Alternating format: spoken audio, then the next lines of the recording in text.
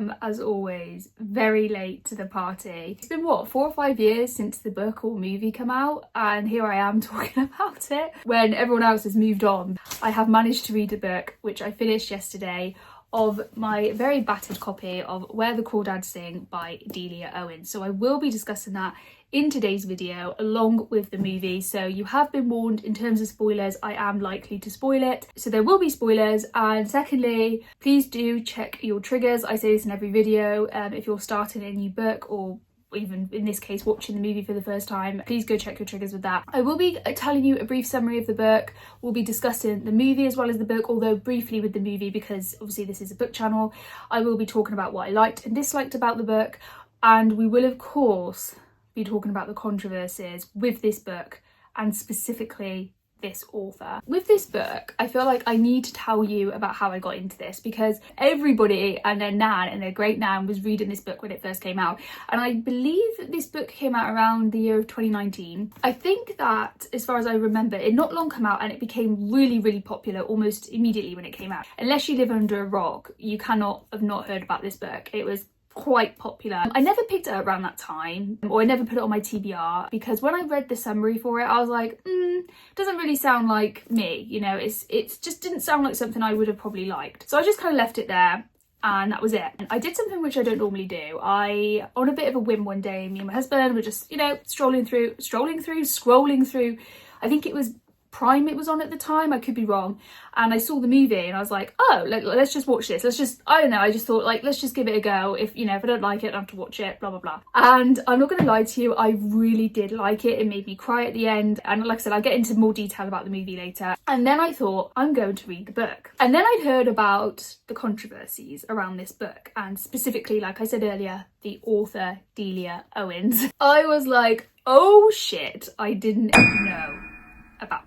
So I felt like, what do I do? And then I remembered that, so where I was working at the time, we had like a book library thing, and people could just bring their books there, and if you wanted to pick it up and read it, you could, and that would be yours then. So I didn't pay for this book, because like I said, it's a very battered copy, so I gave no money to this author. It was free, so it's, yeah, so I don't feel too bad about that. And I'm going to give you a brief summary of what this book is about, just in case you haven't read it, and also because those of you who have read it, it may have been a while, so I'm like re-jog your memory a little bit. I have literally, as of filming this, so it's February 2026, and I finished this book yesterday, so I wanted to try and get this video, well, record this video as soon as I could to give you my sort of perspective as soon as I could, you know, so it's still fresh in my mind. Let's get into what it's about. So this follows a girl called Kaya Clark, but she is known by the locals as the Marsh Girl. Kaya has had a very tough life, and she lives in the swamp. Well, not like in the swamp, but her family, they have like a shack thing, and it's like it is in the swamp pretty much, and they're very poor, and she ends up being kind of abandoned by her family, and she's left to kind of grow up alone in these marshes. And this is set in North Carolina, so it's in the deep south, I think, in the US. This is set in the 50s and 60s as well. I think it starts kind of mid to late 50s and goes on to like late 60s. I think it might even be early 70s, but yeah, it's around that time. Kaya learns to kind of survive independently. Like I said, she was quite young when her family, sort of one by one, they end up abandoning her. Like, you know, I'll go into that in a bit, but there's a bit of a whodunit. There's a bit of one of the guys, there's a kind of sort of love triangle with Chase Andrews, who's kind of like the baddie, and then we have like the other love interest, which is Tate, who's like the good guy. And yeah, there's a bit of a whodunit because Chase dies and they all suspect her. But is it her? That's the thing. That's kind of what it goes into. So there's a bit of that. I loved this book more than I thought I would. I did give it a 5-star rating. I was debating whether to rate it or not, but I thought, well, just for the story alone, I would give it that. It was a brilliant, beautiful tribute to nature. I love the way the marsh was described. The marsh itself almost was like a different realm. The swamp was its own kind of magical being almost. Like it was beautiful, the descriptions and the descriptions of nature. If I didn't know who the author was, I would have guessed that the person that wrote this was into nature and had a lot of like love and respect for nature. And like I said, when I get into it later, Delia Owens, the author, she is like, she's done a lot of stuff to do with nature. She's a naturalist, is that what you call it, a naturist? She does a lot of like research work, and you can clearly tell that she's a lover of animals and nature and the environment, so that comes across very clearly in here. And I love the descriptions of nature, I love the descriptions of the animals.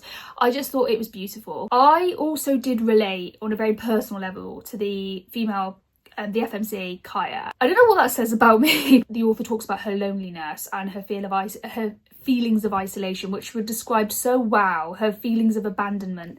And I felt that so much as someone who's been through something similar to what she's been through, not quite as obviously as intense as that, but I have had very similar experiences to Kaya. I'm like, oh, I get that. So it's very personal to me in that sense, and I think that's why there are a lot of things I could relate to this on quite a personal level. Like I said, it really resonated with me. I really did like the love interests in this story. I thought they were done really well. I loved Tate and Kaya's relationship, and I love the fact that, you know, Tate's kind of, like I said at the start, he's kind of like the good guy. I don't really like to say that, but he's, you know, they end up being together and it's all like hunky-dory towards the end, kind of. Even though he's like technically the good guy for her, he is quite a morally grey character. He abandons her for a while, and, you know, she does call him out on this and all the rest of it, but, you know, it just goes to show that even a good guy is not a good guy. And the character of Chase Andrews, I think we've all met someone like Chase who kind of plays with your heart, isn't a gentleman really, but likes to pretend to be one. And I went through something very similar. I think most women have, unfortunately. And again, I just thought it was done really well. And I love the whole whodunit when it came to Chase Andrews, because the locals and the police, they all suspect the Marsh girl. The kind of thing through the book is like, is it her, is it not her? The author and the character wants you to believe that she definitely didn't do it. That's the kind of big reveal at the end, and how it's revealed though is really, really clever. It also does go a lot through the past and the present, so it goes into the present and it also goes back to her childhood and how she kind of came to be. If you know me by now, you know I love a bit of courtroom drama, and I thought that was done really well. And I will say as well, obviously being British and being from the UK, there was a lot of kind of southern foods that were mentioned that I had no idea about, like grits and cornbread. So I had to look all that up, and I was like, oh, okay, that actually seems quite nice. They talk very kind of like southern, and I don't know, I had to, like, the way it was worded was a bit strange to me, but once I got over that, it was fine. It wasn't too bad, but it was like, at first I was a bit like, okay, because it was a lot, especially in the beginning of the book. I was trying to think about what I didn't really like about this book, and I couldn't find an awful lot. Only that at the start of the book, I do remember it did start off a bit slowly, and I was almost like, oh, I don't know about this actually, I don't know. And then like it does pick up almost quite quickly. I would say if you have read this before, pick it up again and try and read it a little bit more, because it does start to pick up. I remember I was like 2 or 3 chapters in, I was like, oh, this is it's a bit slow for me, and I thought, okay, well, I'll keep going, and I'm glad I did. I don't know, maybe I will change my rating, but at the moment I'm sticking with a 5-star, because I really couldn't find anything to fault about this other than the author's problematic, and like I said, I will get into that. And there was a thing at the end where it was kind of revealed, and I forgot to mention this. She was this poet called Amanda Hamilton, and nobody else knew. She kept that to herself, and she wrote in like local kind of like magazines, and she had like a section as like the poet. That's the bit I didn't really like and I didn't really get, because I'm like, it explains it better in the story than probably what I'm explaining, but I didn't really like that. I thought it was a little bit, I don't think I'm not really into poetry, I'm going to be honest, so it was kind of lost on me. But I appreciate that people who were into poetry would really like that, but I just, as you know, I don't know, to me that didn't make much sense, because she would have got paid for that, or maybe it was voluntary. It was almost like a bit of a side story, and I was like, oh, I don't really care about that. And that's everything in terms of the book, on my sort of opinions and my likes and dislikes. Like I said, I watched this about a year ago now. It must be, or maybe even a bit longer. I can't remember exactly when I watched it now. It wasn't long after it came out.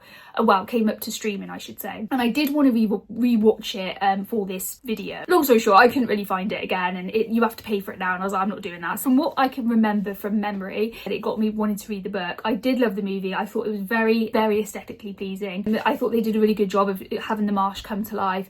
I thought they did a really good job of Kaya. Again, it was a little bit slow at the start of the movie, but it did quickly kind of catch me, and then that was it. It's a love story, sure, but it's also a love story for nature and the environment, and I definitely felt that when reading it and watching the movie. So I thought they were very kind of true to the book. Some of the differences that I did notice, and there were only a few really, and I kind of get why they did it, but I thought we'd talk about it because I thought it's important. Let's talk about it. So with the murder investigation in the movie, it opens up almost immediately, and we know about Chase Andrews and we know that he died, whereas in the book it's kind of interwoven and it's kind of like gradually mentioned, and then it's almost halfway through the book, I would say, almost, and you're like, oh shit, it's her, like, or like you suspect it's her, whereas in the movie it's almost immediately.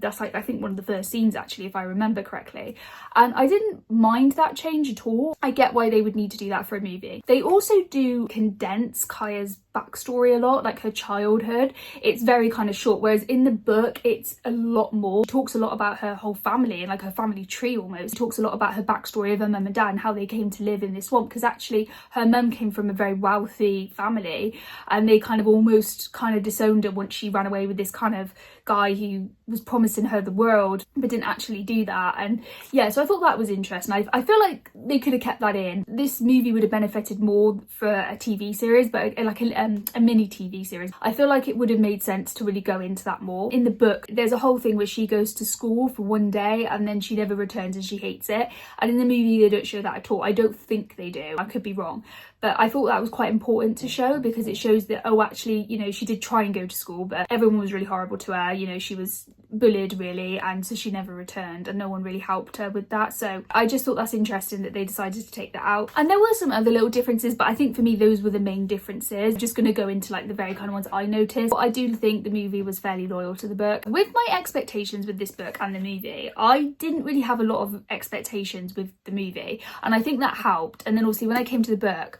I had somewhat expectations because I was like, this better be good, this better be good, and it was actually quite good. But we can't not talk about the controversy because it is weird. This in itself I feel like is a whole other video, so please bear with me. I tried to do my own research on this, all online research, so some of it, I'll be honest, it's just such a weird thing. I really don't know what to make of it, but I'm going to give you all the stuff that I have found research on and we're going to discuss it and we're going to talk about it. Delia Owens, so that's the author, along with her then husband Mark Owens and stepson Christopher. So this stepson Christopher was her stepson, so Mark, who she married, it was his son from a previous relationship. I just feel like that's just to be very clear, it's not her son biologically, but yeah, I just thought just to be clear. They worked as conservationists in Zambia, so Zambia's in Africa.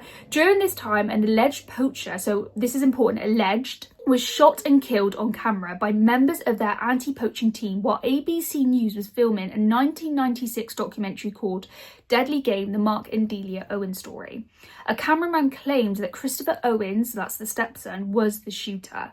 Authorities believe that Delia and Mark may have been witnesses or accomplices to the killing or its cover-up, and all three are still wanted for questioning in Zambia. The body of the victim was never recovered, and Zambian officials have stated that all three Owenses should be questioned if they ever return to the country. When I looked into this more, I was like, this is fucking weird. I'm not gonna lie to you guys, it was fucking weird. I'm like, how the fuck did she get away with this? Basically that a killing of this alleged poacher was shot on camera because they were doing a documentary or like a news segment or something. Off camera I think you could hear someone being shot, but they never found the body. Now, at the time, so again, this was in the 90s, 1996, the year I was born, in case you want to know. So Delia and Mark were, like I said, conservationists, naturalists. They did all these things and they went to Africa, went to Zambia, and they were part of these kind of like anti-poaching, I don't know what you call it, I guess team, I suppose, and doing documentaries about poachers and stuff. To me, it's a bigger issue. It's a very ethical subject because although I don't agree with poaching and I don't agree with people who harm or abuse animals, it's easy for us to sit here and say that that's wrong, you shouldn't be doing that, blah blah blah. It's so much more nuanced than that with a lot of poachers, because when I looked into this, there is a big thing in Africa where a lot of poachers, almost I would say 99% of them, do not like what they do, and they do it purely to support their families because it's a lot of money and you get a lot of money for it. And as far as I know, it's all on the black market, I think, from what I could gather from my research, especially back then when this was happening and it was more kind of a bigger issue. It's still an issue today, but I don't think it's as big, and there's laws in place and all the rest of it, but back then I feel it was particularly prevalent from what I can gather from my research. I did try and look up this victim's name, but unfortunately I couldn't find anything about him. I presume it's a male, I think it is from the way it was talked about. Don't know his name, couldn't find anything, so he's unidentified. And I think I did say he's never been identified, but somebody was killed. All we really know for 100% fact is that Delia, her husband Mark and her stepson were involved in this. It's very dodgy. From what I can gather, a lot of people seem to believe that Christopher Owens, the stepson, was the one who shot this person. So the cameramen and stuff have always said that that it was him. And that Zambian investigators also allege that Mark Owens disposed of the body using a helicopter, though this has never been proven. As far as I know, Delia, the author, has always just denied any knowledge of it. I think this is a bigger issue in that I think it's a very ethical issue. I did find a really good article online, and I will link it below, and it's by a website called The Black Project. So The Black Project is black journalists, a lot of them I think are women, young black journalist women. I was quite a lot of young black women journalists, and they have a website where they do really good articles about current news topics. And there was an article, like I said, I will link it down below in the description, that talked more about this, how this incident is kind of linked to this book and how the author should stand trial for this. After this incident happened, almost immediately after, the three of them, and I think the cameramen and stuff, were told by US officials, I don't know exactly who that is, someone in the US government, I don't know who, told them they need to come back and that they should never return back to Zambia because they are essentially wanted there for questioning. Don't fully understand how that works, because I'm like, if you're wanted for murder in another country, for potential murder or manslaughter, whatever it is, I don't get how then the government in that country would protect you. From what I can gather, and like I said, I could be wrong, it could have changed by now, but it does seem that they're somewhat protected for whatever reason, which I don't fully understand. As far as I understand, Africa and US don't have a great relationship, and there's something, because they don't really have great relations, they can do that essentially. You can basically go to Africa, by the sounds of it, kill someone and then just come back. I mean, that's how it sounds. It does seem very kind of white saviour, if I'm being honest, you know, and it does seem a little kind of, well, they can get away with it because they're white. Journalists from Slate and The Atlantic highlighted the book's plot, a woman accused of murder in an isolated natural setting, bears uncanny parallels to the Owens' real-life controversy.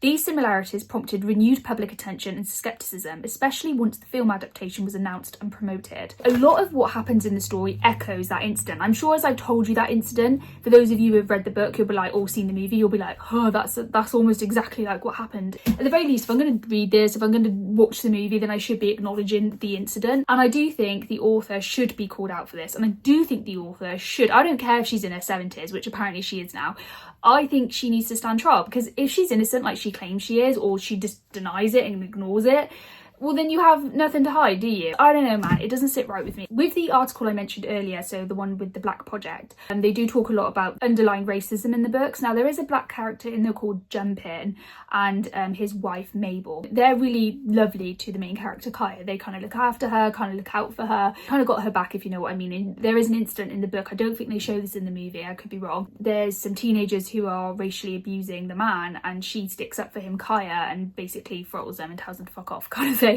Bit of a white saviour thing maybe, I don't know, but there's a lot of kind of talk about that. Some reporting also argues that the Owens anti-poaching operations in Africa and parts of their portrayal in the book reinforce racially problematic stereotypes, such as depicting Africans primarily as poachers or threats. Something I will mention when I read the book is that, obviously, like I said, this was set in the 50s, 60s and early 70s and Deep South America, but there was a lot of use of the N-word, and I didn't like that. It didn't sit comfortably with me. I was like, do we really need to put that in? Like, I get that it's historically accurate maybe, but I don't know, guys. I don't know. It just didn't, I feel like you could have just said something else, but I don't know, like, would this have then been called out for not being historically accurate? I don't know. It didn't sit well with me, that's all I'm going to say. I just want to make it clear again, this is something that the author has said, so the author, nor her publishers, nor the film's producers, which apparently includes Reese Witherspoon, the actress, because she produced this film apparently, so they have never publicly addressed the full extent of these concerns. And something I do find interesting as well, as far as I'm aware, again, from my research,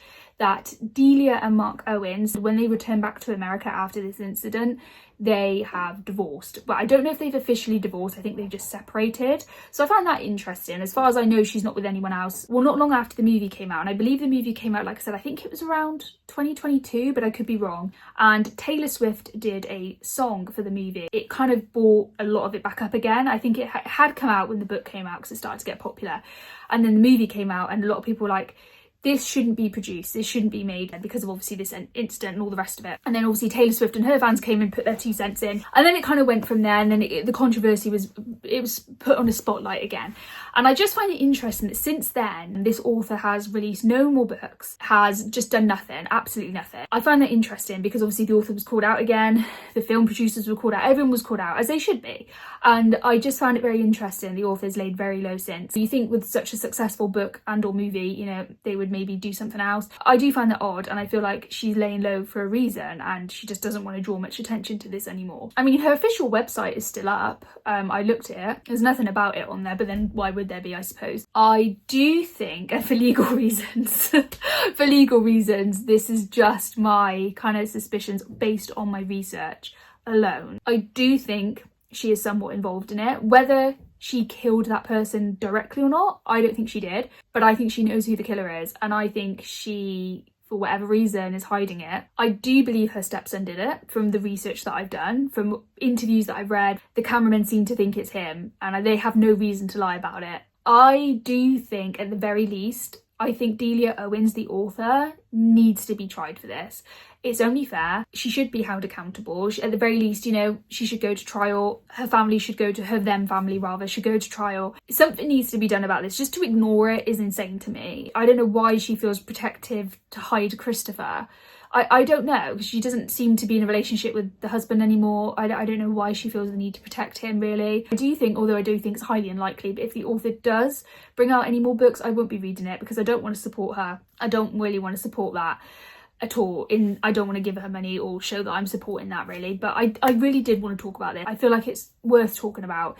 I feel like it's important to talk about. I can see why the Zambian authorities and his family are probably fuming, you know, because there's nothing they can do, and because they're allowed to just be stuck in America. I do wonder though, I was thinking this, I do wonder if this book is allowed to be sold in Africa.